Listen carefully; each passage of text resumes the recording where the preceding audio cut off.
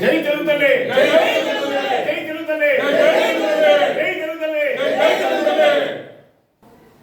ప్రప్రథమంగా తెలుగు తల్లి ముద్దు బిడ్డలందరికీ నూతన తెలుగు సంవత్సర ఉగాది శుభాకాంక్షలు తెలియజేస్తున్నాం.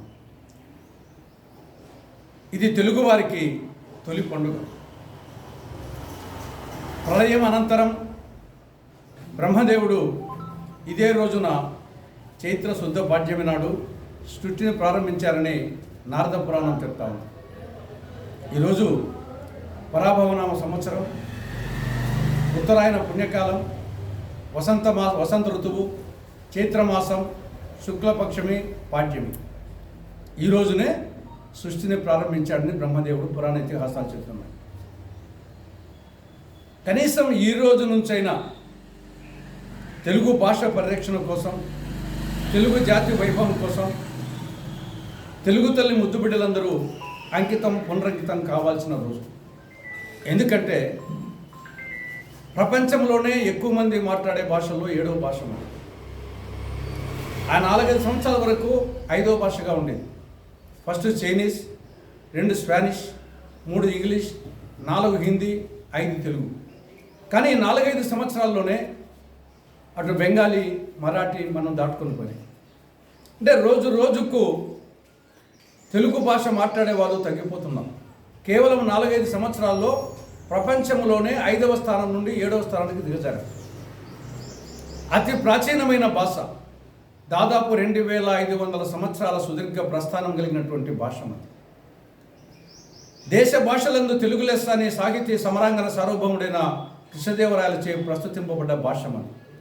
ఇటాలియన్ ఆఫ్ ద ఈస్ట్ అని ఒక విదేశీయుడైన నికోలస్ కాంటి ప్రస్తుతించాడు. ఒక విదేశీయుడైన సర్ సిపి బ్రౌన్ తెలుగు భాష నేర్చుకుని తెలుగు నిఘంటు రచించి తెలుగు సూర్యుడిగా ప్రకాశించాడు. సుందర తెలుగు అని ఒక ప్రఖ్యాత తమిళ కవి సుబ్రహ్మణ్య భారతి ప్రస్తుతించాడు. అటువంటి తెలుగు భాష సమీప భవిష్యత్తులో మృత భాషగా మారిపోతుందని చెప్పేసి భయమేస్తాము. తెలుగు వద్దు, ఇంగ్లీషు ముద్దు. అమ్మ వద్దు, మమ్మీ ముద్దు. నాన్న వద్దు, డాడీ ముద్దు. తెలుగు వద్దు, ఇంగ్లీష్ ముద్దు. ఇంగ్లీష్లో మాట్లాడాలంటే నా పెద్ద ఘనకార్యం. తెలుగులో మాట్లాడడం నామోషిగా భావించే పరిస్థితి నాడు సమాజంలో వచ్చింది. దానికి తోడు ప్రభుత్వాలు కూడా అట్నే ప్రవర్తిస్తున్నాయి. గత జగన్ ప్రభుత్వం పాఠశాల విద్యలో తెలుగు మాధ్యమాన్ని రద్దు చేస్తూ దాని స్థానంలో ఆంగ్ల మాధ్యమాన్ని ప్రవేశపెడుతూ జీవో 85 జారీ చేశారు. ఇది ప్రపంచంలో ఏ దేశంలో లేదు, దేశంలో ఏ రాష్ట్రంలో లేదు. మాతృభాషలో ప్రాథమిక విద్యను బోధించని దేశం లేదు, బోధించని రాష్ట్రం లేదు. అటువంటిది తొలి భాషా ప్రయుక్త రాష్ట్రంగా ఏర్పడినటువంటి ఆంధ్రప్రదేశ్లో పాఠశాల విద్యలో మాతృభాషను, తెలుగు మాధ్యమాన్ని రద్దు చేస్తూ ప్రభుత్వమే జీవో జారీ చేసింది. ఆ జీవోను ప్రస్తుతం ఈ పార్టీ పేరే తెలుగుదేశం పార్టీ. తెలుగుదేశం పార్టీ ఆధ్వర్యంలోనే ఈ ప్రభుత్వం నడుస్తూ ఉంది. అటువంటి పార్టీ ప్రభుత్వము ఈనాడు ఆ జీవోను కొనసాగిస్తూ ఉంది. జగన్ చేసింది ఒక చారిత్రక తప్పిదం అయితే దాన్ని కొనసాగించడం మరొక చారిత్రక తప్పిదం. దేనికోసం పొట్టి శ్రీరాములు ఆత్మార్పణ చేశాడు? తెలుగు భాషను నాశనం చేసేదాని కోసమా? తెలుగు రాష్ట్రాన్ని ఏర్పాటు చేయమని చెప్పింది ఆయన ఆత్మార్పణ చేసింది. ఎన్టీ రామారావు గారు దేనికోసం పార్టీ పెట్టాడు? తెలుగు భాష కోసం, తెలుగు జాతి కోసం. కానీ జరుగుతున్నది ఏమిటి? తెలుగు భాషను సమూలంగా నాశనం చేస్తూ ఉంది చంద్రబాబు నాయుడు నాయకత్వంలోని తెలుగుదేశం పార్టీ, తెలుగుదేశం ప్రభుత్వం, కూటమి ప్రభుత్వం.